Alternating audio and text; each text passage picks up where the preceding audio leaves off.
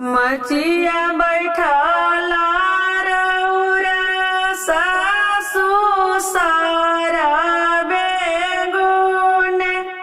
आगारा ए सासु जी धीर के रउरा आमा कह ओले समैया हमारो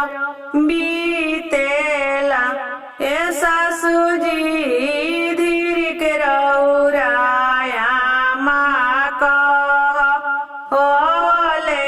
समैया हमारो बीतेला तसवा खेलता तू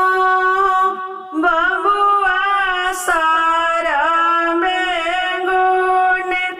आगरा ए बबुआ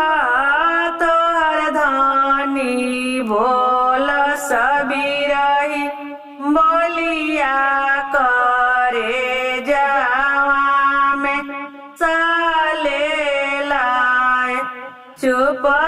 खाए आमा चुप खा जानी रही मारा हुए आमा सपरी के जई बसे जियावा चुंदरिया ओनो कर धूमिल करबय हे आमा सपरी के जई बसे जियावा चुंदरिया ओनो कर धूमिल करबय सिपुली खेलता रउरा ननद सारा बेगुन आगरा ए ननद धीर के रउरा दीदी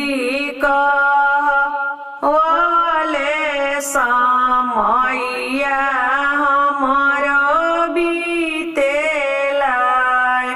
हे ननद धीर के रउरा दीदी कह ओले समैया हमारो बीतेला तसवा खेलता तू भैया सारा बेगुन आगरा ए भैया धीर के तोहरी चढ़ली जावनिया भाभिया बिरही बोलेली हे भैया धीर के तोहरी चढ़ली जावनिया भाभिया बिरही बोलेली चुप खाए दीदी